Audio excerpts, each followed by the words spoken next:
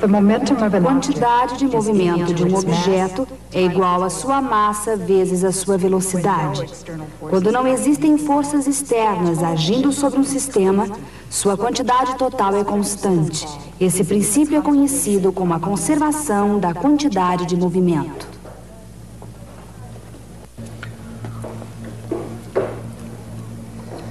Um dos efeitos do julgamento de Galileu foi expulsar a revolução científica da Itália. Ela acabaria encontrando abrigo na pessoa de Isaac Newton, na Inglaterra. Mas no caminho para o norte, parou um pouco na França para visitar René Descartes. Não falamos muita coisa sobre ele até agora, porque não queríamos antecipar os acontecimentos.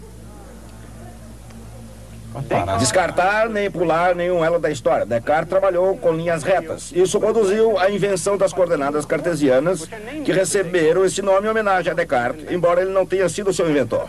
E ao princípio da inércia, que Galileu não tinha deixado muito claro. Descartes foi um grande cientista e muito otimista. Acreditava que seria capaz de compreender tudo dentro de poucos anos, desde que observasse alguns poucos princípios racionais, os quais gentilmente passaria para nós. Uma coisa que se lhe deve é a ideia do universo mecânico. Um universo que chegaria ao seu destino observando leis mecânicas precisas. Como se fosse um relógio ou um requintado brinquedo. Mas a analogia não se aplica, pelo menos num aspecto importante. No relógio damos corda de vez em quando. Descartes não desejava esse tipo de interferência do Criador do seu universo. Desejava encontrar algum princípio que mantivesse o universo em eterno movimento. Ele não teve então a ideia de que a quantidade total do movimento no universo seria uma quantidade fixa. Se uma coisa tinha sua velocidade reduzida e atingia o estado de repouso,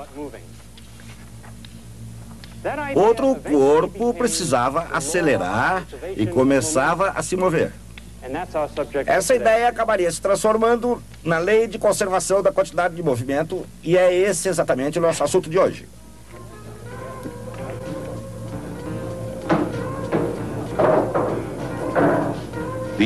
Esses homens vivem de acordo com certas leis. Às vezes, fora dos estatutos que regulam jogos na cidade de Los Angeles, mas certamente dentro das leis da mecânica clássica. Vivem da arte e da ciência do bilhar.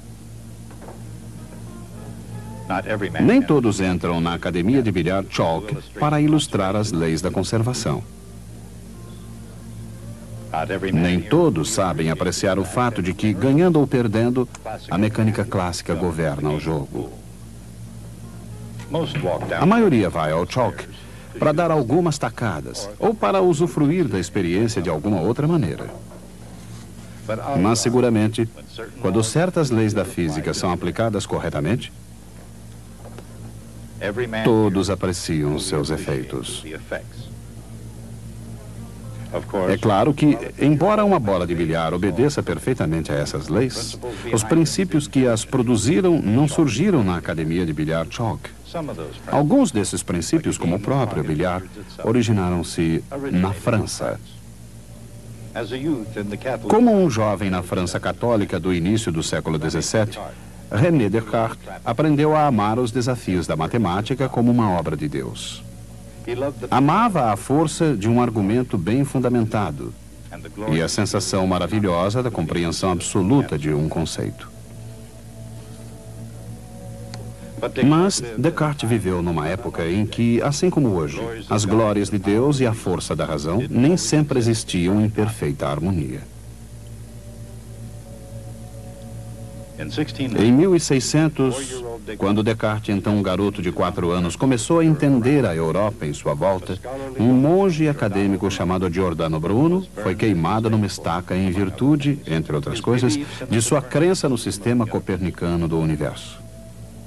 Finalmente, Descartes, como Galileu, acreditava nas ideias de Copérnico, mas ao contrário de Galileu, que foi julgado em Roma por falar de suas convicções para todo mundo, adiou a publicação de pontos de vista semelhantes quando eles contradiziam a Santa Madre Igreja. Para alguns estudiosos, Descartes é considerado um hipócrita covarde. Outros lembram dele como um católico sincero e devotado. Quanto a Descartes, ele provavelmente estava apenas lembrando do que acontecera a Giordano Bruno. De qualquer maneira, foi Descartes o primeiro a enunciar este princípio. A quantidade total de movimento no universo é constante. Se um corpo não sofrer qualquer interferência, ele se movimentará com velocidade constante e em linha reta. Essa é a lei da inércia. Uma ideia de Galileu, aperfeiçoada por Descartes. Mas quando um corpo encontra outro, ele faz mais do que apenas entrar em repouso. Ele transfere seu movimento para os outros corpos. A quantidade total de movimento é conservada. Embora Descartes tenha sido o primeiro, a essência de sua quantidade de movimento foi melhor expressa por Isaac Newton. É claro que, por mais competitivo que possa ter sido, dificilmente Newton desafiou algum colega para uma partida de sinuca. Seus desafios limitavam-se exclusivamente ao intelecto. E nenhuma de suas expressões foi mais poderosa e tocante do que sua ideia de quantidade de movimento. Em sua obra clássica, Principia, ele escreveu: a variação da quantidade de movimento é proporcional à força aplicada. Ela ocorre na direção da linha reta na qual a força é aplicada. Newton usou o termo movimento para indicar quantidade de movimento, que é calculado por velocidade de um corpo multiplicada por sua massa.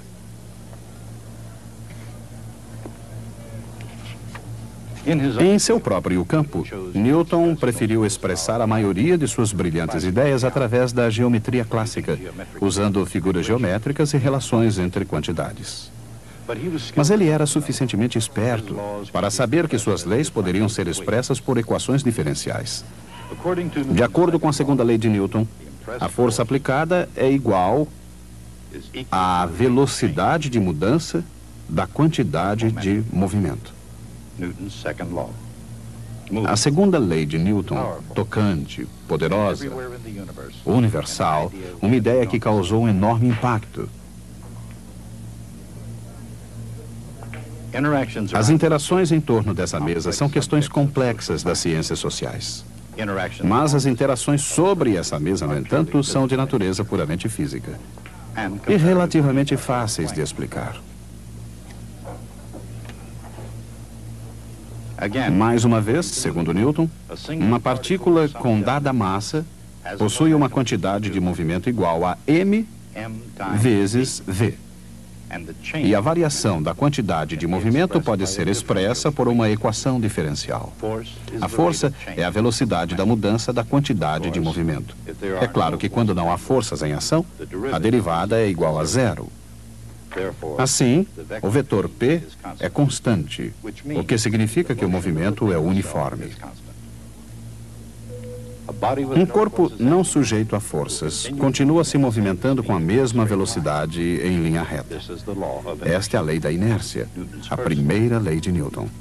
Mas as bolas de bilhar colidem umas com as outras. Cada uma aplica uma certa força instantânea à outra, provocando uma alteração da sua quantidade de movimento. Aqui entra em ação a terceira lei de Newton. As forças que as bolas aplicam umas contra as outras são iguais e opostas. A mudança na quantidade de movimento de uma bola é igual e oposta à mudança na quantidade de movimento da outra. A quantidade de movimento total das duas bolas juntas não se altera, ela é constante. Esta nova lei se aplica não só a duas bolas, mas a qualquer número delas. E não apenas às bolas de bilhar, mas aos próprios átomos de que elas são feitas. E mesmo as partes internas dos átomos, os elétrons, os nêutrons e os prótons. Mesmo nas mais ínfimas partes integrantes da matéria, a quantidade de movimento é conservada sempre. Mas existe uma maneira mais fácil de ganhar o jogo do que administrando os inumeráveis elétrons, prótons e nêutrons de cada bola de bilhar. Embora cada bola se componha de partes que aplicam forças iguais e opostas umas às outras, cada uma delas se comporta como se fosse um corpo único com sua massa concentrada num determinado ponto. Esse ponto é chamado o centro da massa. Nesta situação, essa é uma das ideias mais explosivas da física. O centro da massa é o ponto onde se concentra o foco de aplicação da velocidade e da aceleração de um corpo composto. Quando nenhuma força externa age sobre um sistema composto, não importa o que aconteça às suas partes individuais, o centro de massa se move com velocidade constante em linha reta. Ao elaborar sua segunda lei, Newton talvez tenha imaginado um agrupamento de corpos compostos, não necessariamente tocando uns nos outros. Dois corpos de massas quase idênticas, ou dois corpos como a Terra e a Lua. Ele sabia que forças ocultas estavam envolvidas. A gravidade, por exemplo. De maneira inversa, ele também pode ter imaginado forças externas inativas. Nesse caso, o sistema não seria acelerado. Seu centro de massa se move com velocidade constante. Se o planeta atrai sua Lua, então a Lua atrai o planeta, com uma força igual, mas dirigida em sentido oposto. A soma vetorial das suas forças e a derivada da quantidade de movimento dos corpos são iguais a zero. Se a derivada de alguma coisa é igual a zero, essa coisa é constante. E essa constante, a soma das quantidades do movimento de todos os corpos, é uma quantidade conservada. Permanece sempre a mesma.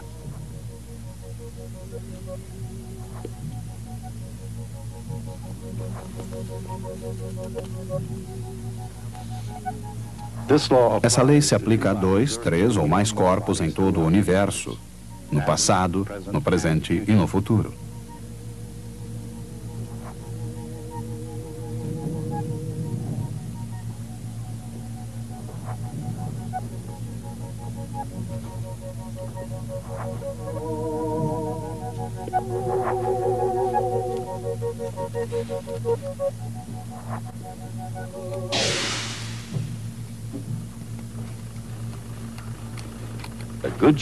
A nave newtônia, defensora do universo mecânico.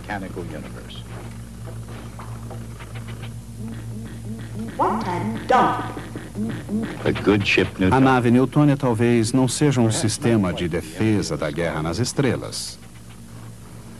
Mas no que se refere a manter as leis físicas do universo, quem disse que ela seria capaz de executar a tarefa? Usando força quando necessário, e infelizmente isso acontece sempre. A newtônia dispara uma granada espacial em defesa das leis do universo mecânico,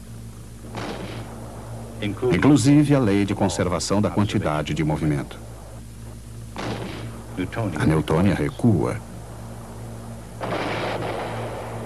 Essa ação e reação não devem ser confundidas com timidez sob o ataque. Ao atirar, quando a granada espacial sai do lançador, a newtônia recua porque a quantidade de movimento total de qualquer sistema permanece constante. Vamos ver isso. Quando a bomba é disparada, ela desloca-se para um lado e a newtônia para outro. Mas não importa qual seja a direção, quão intrincado o sistema, e não importa quais sejam seus componentes específicos, a conservação da quantidade de movimento continua valendo.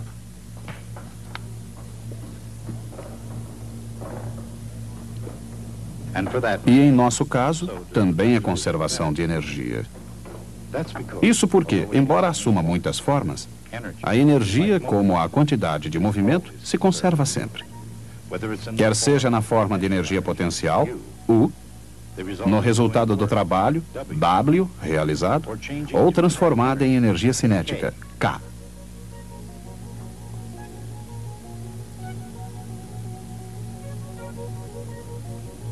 Ou se dissipando em alguma outra forma, calor, ou Q. Toda energia é estrita e absolutamente conservada. Mais uma vez, quaisquer que sejam as formas assumidas, a energia como a quantidade de movimento são conservadas sempre. É claro que a conservação da energia regula todo o jogo, não importando as formas de energias envolvidas ou o tipo de massa dos corpos. Mas nesse caso, há apenas energia cinética e todos os corpos têm a mesma massa. O que acontece quando eles colidem? A quantidade de movimento P é uma quantidade vetorial, isto é, o produto da massa de um objeto pela sua velocidade. Em outras palavras, a velocidade é igual à quantidade de movimento dividida pela massa. A energia cinética, K, é igual à metade da massa vezes a velocidade ao quadrado.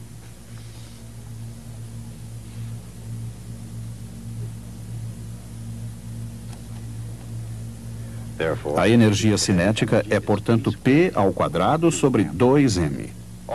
Tudo isso revela um dos grandes segredos não apenas da natureza, mas de como vencer no bilhar. Quando uma bola com um movimento P0 bate em outra em repouso, só existem dois resultados possíveis. Após a interação, as bolas têm quantidades de movimento P1 e P2. De acordo com a lei de conservação da quantidade de movimento P0, a quantidade de movimento inicial é igual à quantidade de movimento final, P1 mais P2. Essa é uma equação vetorial. Os três vetores formam um triângulo. Nesse caso, um triângulo muito especial. Na colisão entre bolas de bilhar, a única forma de energia envolvida é a energia cinética, desprezando-se o calor gerado pela colisão. Não apenas a quantidade de movimento é conservada, mas também a energia cinética. Como as massas são as mesmas, P0 ao quadrado igual P1 ao quadrado mais P2 ao quadrado. Mas este é o teorema de Pitágoras para triângulos retângulos. Em consequência, P1 é perpendicular a P2. Em outras palavras, quando uma bola de bilhar bate em outra, que está em repouso, elas se afastam em ângulos retos. Esse é um resultado possível.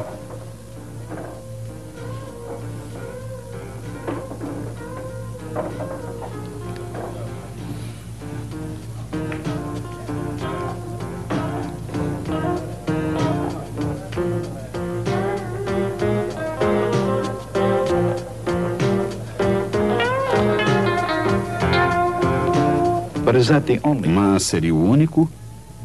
Não. Um jogador esperto sabe fazer as coisas acontecerem. Ele faz a bola girar, além de rolar.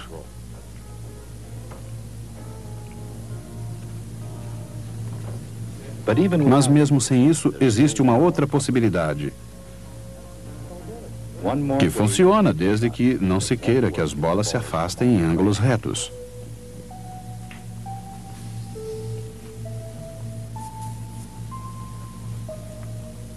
Se as bolas baterem uma na outra, na posição certa, de frente, ambas as leis, a de conservação da quantidade de movimento e da energia, ainda poderão ser satisfeitas de outra maneira.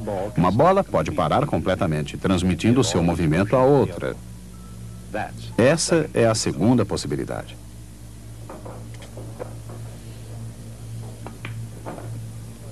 Isso é exatamente o que René Descartes quis dizer. Uma bola transmite o seu movimento à outra.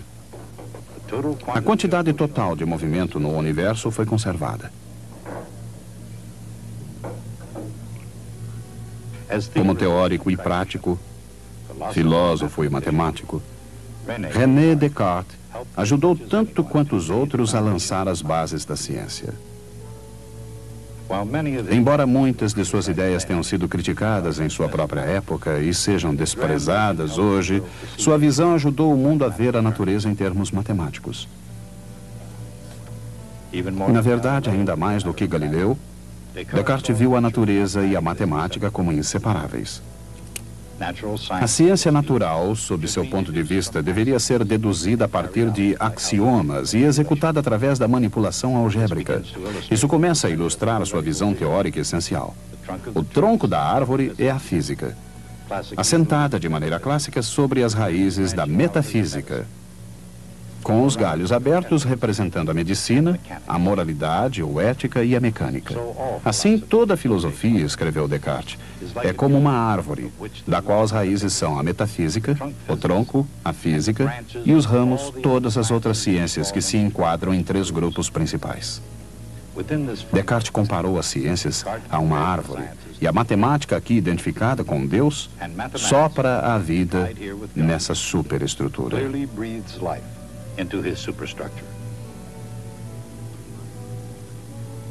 Mais do que qualquer pessoa desde Aristóteles, Descartes buscou uma explicação para todos os fenômenos universais. Ele tentou encontrar uma matemática universal. Nessa busca de um ideal, ele acabou encontrando algo mais prático, a geometria analítica.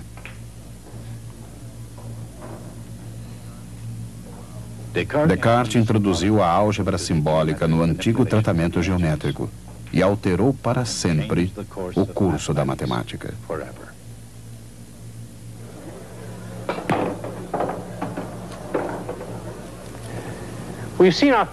Vimos o nosso primeiro exemplo de um processo extremamente importante na física. 2 partículas se unem, interagem de alguma maneira e se separam novamente. Isso é conhecido como uma colisão. Colisões ocorrem no mundo real. Se você não sabia disso, é bom consultar o seu agente de seguros.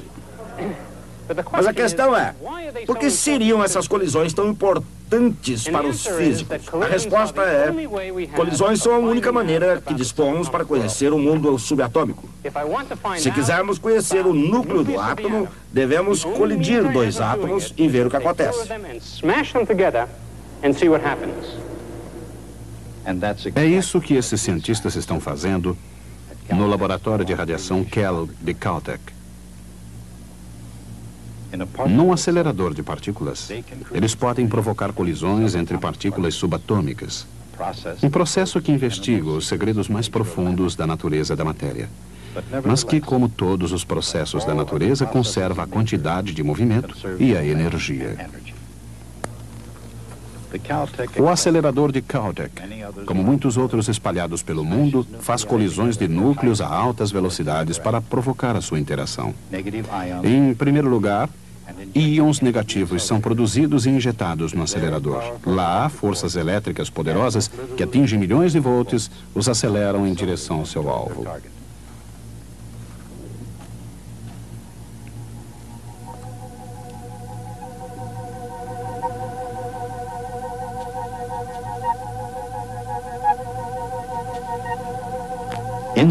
Dentro da câmara, existe um tubo através do qual o íon deverá passar, desde o ponto em que foi injetado até o terminal de alta voltagem e ainda mais além.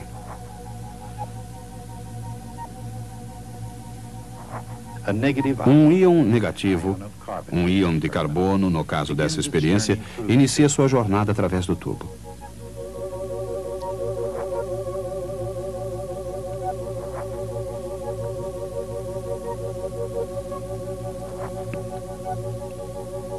Um campo magnético dirige o íon nas curvas.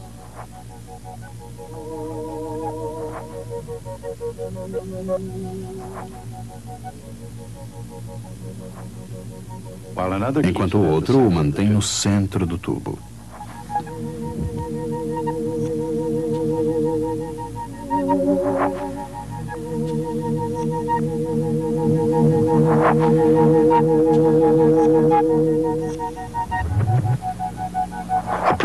Ao se aproximar do terminal de alta voltagem, o íon adquire velocidade. No terminal de alta voltagem, moléculas o aguardam.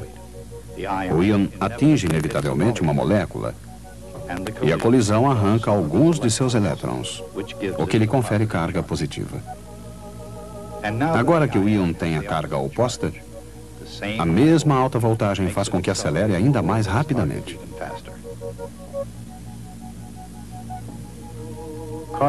Íons de carbono são dirigidos através de um tubo com vácuo em direção ao alvo.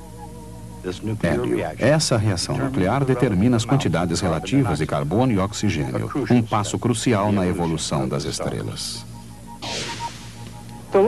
As leis que usamos hoje de conservação de energia e quantidade de movimento não são capazes de prever o que acontece em experiências como essa. Se isso fosse possível, não haveria sentido em fazer a experiência. Elas são indispensáveis para se determinar o que acontece, de maneira que possamos calcular o que queremos saber. Esse processo de estudar o mundo microscópico por meio de colisões de partículas parece uma atividade desprovida de qualquer delicadeza. Alguém já comparou a experiência a tentar aprender música ouvindo um piano que está caindo escada abaixo. É a única maneira que dispomos para descobrir o que acontece aos átomos e nos núcleos. Por isso é que as colisões são tão importantes para os físicos. Mas procure não se envolver em nenhuma colisão, hein? A quantidade de movimento de um objeto é igual à sua massa vezes sua velocidade. Quando corpos colidem uns com os outros, a quantidade de movimento total permanece constante.